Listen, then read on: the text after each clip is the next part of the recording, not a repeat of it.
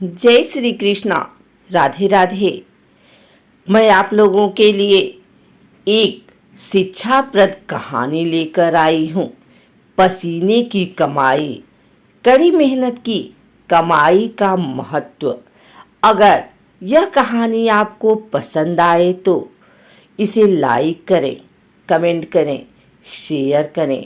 हमारे चैनल को सब्सक्राइब करके बेल नोटिफिकेशन ऑल पर सेट कर लें। आइए सुनते हैं पसीने की कमाई। एक नगर में एक गरीब ब्राह्मण अपनी पत्नी के साथ रहता था। वो भिक्षा मांगकर अपना जीवन गुजारता और भगवान की पूजा में लगा रहता था। वह उतनी ही भिक्षा मांगता जिससे उसके और उसके परिवार का पेट भर सके। उस नगर का राजा बहुत धनवान और ब्राह्मणों का आदर करने वाला था। राजा को ब्राह्मण को अपने महल से खाली हाथ नहीं जाने देता। दूर दूर से ब्राह्मण राजा के पास आते और मुंह मांगा दान लेकर आशीर्वाद देते हुए चले जाते। एक दिन ब्राह्मण की पत्नी ने ब्राह्मण से कहा कि दूर दूर के ब्राह्मण राजा से मनचाहा दान लेकर चले जाते हैं और तुम यहाँ के यहाँ एक दिन भी राजा के पास नहीं गए। जन भर कंगाली कहाँ तक झेलूं। आज तुम जाओ और राजा से कुछ मांग कर लाओ। ब्राह्मण ने अपनी पत्नी को समझाते हुए कहा, तू तो बावरी है, हमें धन की क्या जरूरत। हमें इतना तो मिल ही जाता है जिससे हम अपना पेट भर सकें। और राजा का धन अच्छा नहीं होता, वो हमें नहीं लेना चाहिए। ब्राह्मण की पत्नी जिद पर अड़ गई और बोली, मैं तुम्हारी एक भी बात सुनने वाली नहीं हूँ। कब तक हम कंगाली में जीते रहेंगे। तुम तो रोज माला लेकर बैठ जाते हो। अपने बच्चों को क्या खिलाएं और क्या पहनाएं। जब बच्चे दूसरे बच्चों को पहनते, ओढ़ते और खाते पीते देखते हैं तो उनका मन भी ललचाता है। आज तुम राजा के पास जाओ। राजा बहुत भला व्यक्ति है, वो हमें जरूर मुंह मांगा धन और दान देगा। मजबूर होकर ब्राह्मण राजा के महल की ओर चल दिया, पर राजा उस समय महल में नहीं था। ब्राह्मण को वापस लौटना पड़ा। दूसरे दिन ब्राह्मण की पत्नी ने ब्राह्मण को फिर से महल भेजा, परंतु राजा फिर से महल में नहीं मिला। तीसरे दिन राजा महल में मिल गया और उसने ब्राह्मण का स्वागत किया और उसे आसन पर बैठाया और 2 दिन न मिल पाने के लिए क्षमा भी मांगी। राजा ने कहा, मैं आपकी क्या सेवा कर सकता हूँ। ब्राह्मण ने कहा, जो मैं मांगू वो आप दे सकेंगे। राजा ने कहा, हाँ हाँ कहिए, मैं आपकी क्या सेवा कर सकता हूँ। ब्राह्मण ने निवेदन दिया, महाराज मैं कुछ और नहीं चाहता, बस आप मुझे अपनी पसीने की कमाई से 4 पैसे दान में दे दीजिए। ब्राह्मण की बात सुनकर राजा चौंक गया और सोचने लगा, खजाने में बहुत सारा धन पड़ा है, पर मेरे मेहनत की 1 कौड़ी भी नहीं है। राजा ने ब्राह्मण से कहा, आप मुझे 1 दिन का समय दें, मैं कल आपको आपका मुंह मांगा दान दे दूंगा। ब्राह्मण को जब खाली हाथ देखा तो पत्नी बोली, क्या हुआ, राजा ने कुछ नहीं दिया। ब्राह्मण बोला, राजा ने कल देने के लिए कहा है। ब्राह्मण की पत्नी सोचने लगी, शायद इन्होंने बहुत सारा धन मांगा होगा और राजा को इसकी व्यवस्था करने में समय लग रहा होगा, इसीलिए कल बुलाया है। दूसरी ओर राजा ने अपने राजसी कपड़े बदलकर फटे पुराने कपड़े पहने और मजदूर जैसा वेश बना लिया। जब राजा की पत्नी ने देखा और कारण पूछा तो राजा ने सब कुछ बताया। रानी बोली, मैं भी आपके साथ चलूंगी। राजा के हाँ कहने पर रानी भी पुरानी साड़ी पहनकर आ गई। इस प्रकार राजा रानी मजदूरी की तलाश में शहर निकले। लुहारों के मोहल्ले में जाकर राजा ने आवाज लगाई, किसी को मजदूर चाहिए। मजदूर। आखिर एक लुहार ने उन्हें बुला लिया, जो पहिए पर हल चलाने को तैयारी कर रहा था।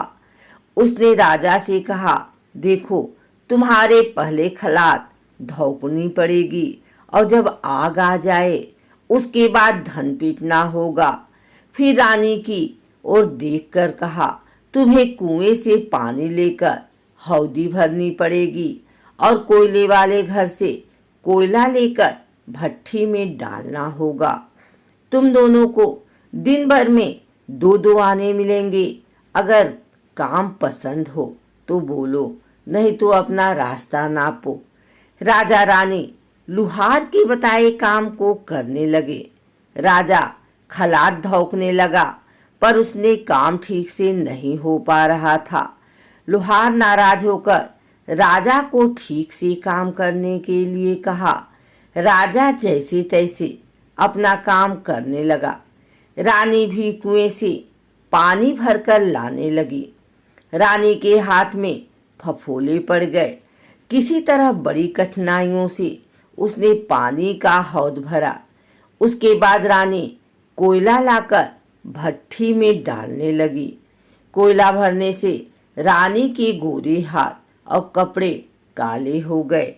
भट्ठी में आग आने पर लुहार ने पाट भट्ठी में से निकालकर पहिए पर जमाई और एक धन अपने हाथ में लेकर और एक राजा के हाथ में देकर कहा, देखो, बारी बारी से धन इतना इस पर पटकना, हाथ इधर उधर न होने पाए। राजा जोर जोर से घन पटकने लगा, लेकिन उसका निशाना ठीक नहीं बैठा। कभी धन हाल पर गिरता तो कभी पहिए पर। मजदूरों का यह हाल देखकर लुहारिन बड़बड़ाती हुई आई और लुहार से कहने लगी, तुमने कहाँ से यह नौसिखिए मजदूर काम पर लगाए हैं? इनसे काम नहीं होगा। यह सस्ते मजदूर तुम्हारा सब काम बिगाड़ देंगे। राजा रानी उन दोनों की फटकार सुनने पर अपना काम मन लगाकर करते रहे। घन पटकते पटकते राजा का शरीर पसीने से तर गया और जोर जोर से सांस चलने लगी। रानी भी पानी भरते भरते और कोयला झोंकते झोंकते थक कर चूर हो गई। दोनों ने पूरे दिन बहुत मेहनत की।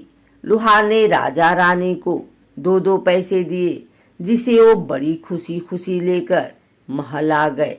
आज उन्हें पता चला कि मेहनत की कमाई कैसी होती है। राजा ने 4 पैसे अलग रख दिए और अगले दिन ब्राह्मण को बुलाकर उसे दे दिए। ब्राह्मण राजा को आशीर्वाद देकर घर लौटा और ब्राह्मणी से कहा, लो, मैं राजा के यहाँ से दक्षिणा ले आया हूँ। ब्राह्मणी खुश होकर दौड़ती हुई आई, पर जब उसने 4 पैसे देखे तो वो ठिठक कर रह गई और उन्हें दूर फेंक दिया। वो जल भूनकर ब्राह्मण से बोली, तुम जैसे दरिद्र से राजा के यहाँ जाकर भी कुछ न मांगा गया, शर्म भी नहीं आती, कहकर रूठ कर चली गई और बहुत देर तक बड़बड़ करती रही। ब्राह्मण ने उन 4 पैसों को उठाकर तुलसी घर के पास रख दिए और सोचा, जब ब्राह्मणी शांत हो जाएगी तो जरूरत पड़ने पर उठा लेगी। परंतु कई दिनों तक पैसे वहीं रखे रहे और फूल बेलपत्र ऊपर से गिरकर मिट्टी में दब गए। ब्राह्मण और ब्राह्मणी दोनों ही उन सिक्के के बारे में भूल गए।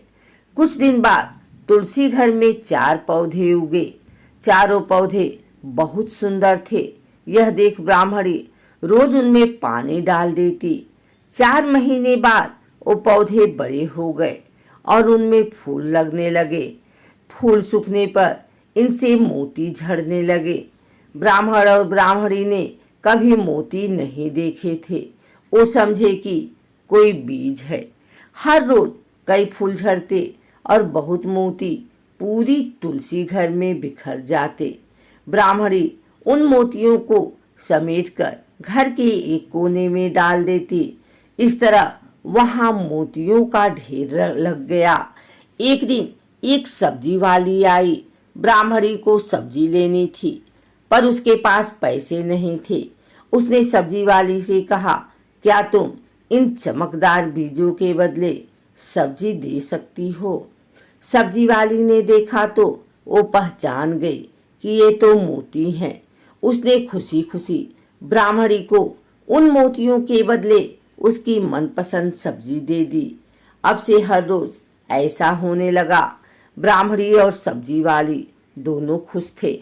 सब्जी वाली यह सोचकर खुश थी कि मुझे 1 पैसे की तरकारी के बदले हजारों का माल मिलता है, और ब्राह्मणी यह सोचकर खुश थी कि इस बीजों के बदले सब्जी मिल जाती है। इस प्रकार कई महीने बीत गए। उधर राजमहल में कई राजहंस थे जो मोती चुगते थे। राजा का यह नियम था, जब राजहंस मोती चुगलते थे तो उसके बाद ही राजा और उसका परिवार भोजन करता था। एक समय बाद राजा का सारा धन उन मोतियों और दान देने में खर्च हो गया। अब राजा को मोती खरीदने के पैसे तक नहीं बचे। यह खबर पूरे नगर में फैल गई। ब्राह्मण और ब्राह्मणी को जब यह पता चला तो उन्होंने यही विचार किया कि राजा बहुत दानी और नेक दिल है। उसने अपना सब कुछ दान कर दिया, यहाँ तक कि शायद उनके पास खाने को भी कुछ नहीं है। ऐसे हालत में हमें उन लोगों की सहायता करनी चाहिए। ब्राह्मण ने ब्राह्मणी से कहा, अगर तू कहे तो इसमें से कुछ बीज राजा को दे दूं। तू कहती है इससे सब्जी और खाने की चीजें मिल जाती है। ब्राह्मणी ने कहा, हाँ, मैं रोज इसके बदले सौदा लिया करती हूँ। ऐसा कहकर ब्राह्मणी 1 टोकरी बीज भर लाई। ब्राह्मण राजा के पास पहुंचा और उसे वो मोती दिए और राजा को सारी बात बताई। राजा उन मोतियों को देखकर चौंक गया। उसने मोती राजहंस को दिए। राजहंस उन्हें चुगने लगे। यह देख राजा ने ब्राह्मण से कहा, एक एक मोती सैकड़ों रुपए का है। सच बताएं, आपके पास इतने मोती कहाँ से आए? ब्राह्मण बोला, महाराज, ऐसे भी तो हमारे घर पर बहुत है। और राजा को पूरी बात बताई। राजा अपने मंत्रियों के साथ ब्राह्मण के घर पहुंचे और उन चारों पेड़ों को देखा। पूछताछ में उन सिक्कों वाली बात सामने आ गई। जब पेड़ों को देखा तो उनकी जड़ के पास वही सिक्के चिपके हुए थे। आज ब्राह्मण ब्राह्मणी को मालूम हुआ कि उनके पास लाखों करोड़ों की दौलत है, जिसे वो साधारण बीज समझते थे। ब्राह्मण ने सोचा कि मेरे लिए यह धन किस काम का है। ऐसा सोच ब्राह्मण ने सारे मोती राजा को दान में दे दिए। राजा की आंखें भी खुल गई। मेहनत की धन की कीमत उन्हें मालूम पड़ गई। उस दिन राजा ने प्रण कर लिया कि मैं खजाने के पैसों से एक भी पैसा अपने खर्च में नहीं लाऊंगा। अपना खर्चा मेहनत करके चलाऊंगा।